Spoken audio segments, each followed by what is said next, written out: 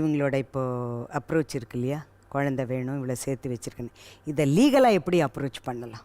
இல்லை, இந்த தம்பதியை பொறுத்த வரைக்கும் இவங்க வந்து ரொம்ப வருஷமாகவே வந்து குழந்தை நமக்குன்னு ஒரு குழந்தை இருந்தால் நல்லா இருக்குமேனு அவங்க போராடி இருக்காங்க. அது மருத்துவ ரீதியாக பல பரிசோதனைகள்லாம் செஞ்சுட்டு இருக்கவே அவங்களுக்கு வாழ்க்கை வந்து ரொம்ப ஓடி போச்சு. ஸோ இப்போ இந்த சூழ்நிலையில் வந்து ஏதாவது நம்ம வாழ்க்கையில் வந்து பர்பஸ் ஆஃப் அவர் லைஃப் வந்து முழுமையடையணும், வாழ்க்கையினோட பயன் முழுமையடையணும் போது நமக்குன்னு ஒரு வாரிசு இருந்தால் நல்லா இருக்கும்னு அவங்க மனசில் வந்து அந்த ஒரு ஏக்கம் இருக்குது. அந்த காலத்தில் என்ன பண்ணுவாங்கன்னா,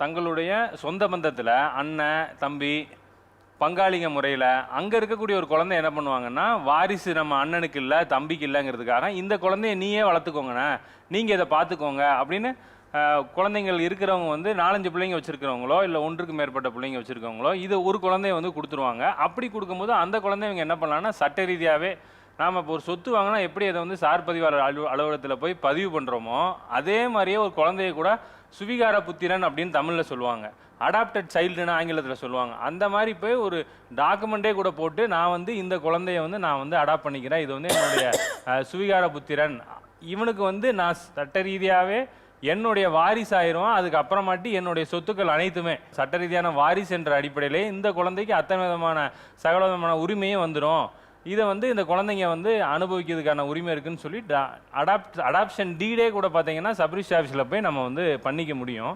ஸோ இன்றைக்கி வந்து மேடம் சொன்ன மாதிரி ஸோ இந்த சிச்சுவேஷனில் இப்போ நீங்கள் வந்து வெளியில் போய் நீங்கள் அடாப்ட் பண்ணணும் அப்படிங்கும்போது தான் அதுக்கு வந்து காத்திருக்கக்கூடிய நேரங்கள் அதிகம், இவ்வளோ ரூல்ஸ் அண்ட் ரெகுலேஷன் இருக்குது.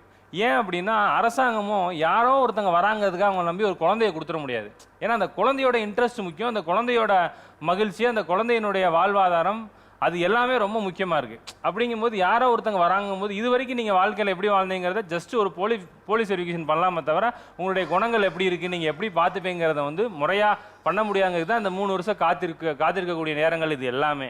ஸோ ஆனால் இது யாருக்கு தெரியும்னா, உங்கள் சொந்த பந்தத்துக்குள்ளே இருக்கிறவங்களுக்கு உங்களுடைய குணங்கள் தெரியும், நீங்கள் எப்படி வளர்ந்துருப்பீங்க, நீங்கள் மற்றவங்களோட எப்படி பழகுறீங்க, அத்தனை விஷயமும் தெரிகிறனால அதில் ஏதாவது ஒரு குழந்தைங்கள் இருக்கும்போது அதையுமே நீங்கள் சட்ட ரீதியாகவே பதிவு பண்ணிக்கலாம். ஸோ நம்ம இதுதான் இப்படி தான் இருக்கணும்னு அவசியம் இல்லை. உங்கள் ஊர்லேயோ உங்கள் சொந்த பந்தத்திலையோ யாரோ ஒருத்தங்க இப்போ நீங்கள் வந்து பார்த்தீங்கன்னா ஒரு 10 வயசோ 15 வயசோ குழந்தை இருக்கிறான்னா அவனை வந்து ஹையர் எஜுகேஷன் படிக்கிறதுக்கு செலவு பண்ண முடியும். அந்த நீங்கள் கண்டிப்பாக வந்து அந்த பையனுக்கு வந்து நீங்கள் செலவு பண்ணி மேற்படிப்பு படிக்க வைக்கும்போது கண்டிப்பாக அவன் உங்கள் மேலே ஒரு விசுவாசத்தோடையோ ஒரு பாசத்தோடையோ ஒரு அன்போடையும் தான் இருக்க போகிறான். ஸோ அந்த மாதிரி ஒரு ஆப்ஷனை கூட நீங்கள் வந்து எக்ஸ்ப்ளோர் பண்ணி பார்க்கலாம்.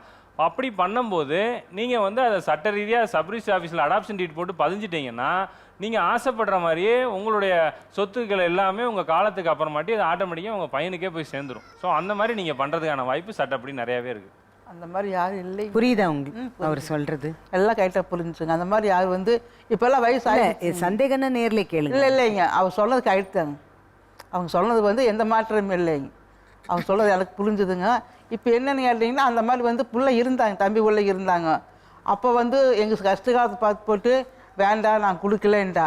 இப்போ வந்து பொண்ணு பெருசாகிட்டாங்க, நான் அம்மா விட்டு போக மாட்டேன், தம்பி பொண்ணுங்க இருக்கிறாங்க. அதனால் வந்து சரி வேண்டாம், நமக்கு யாருமே வேண்டாங்கிற ஒரு தன்மையை தான் நாங்கள் விட்டேங்க. நாங்களே கேட்டேங்க சொந்தக்காரங்கள அப்படி இல்லை.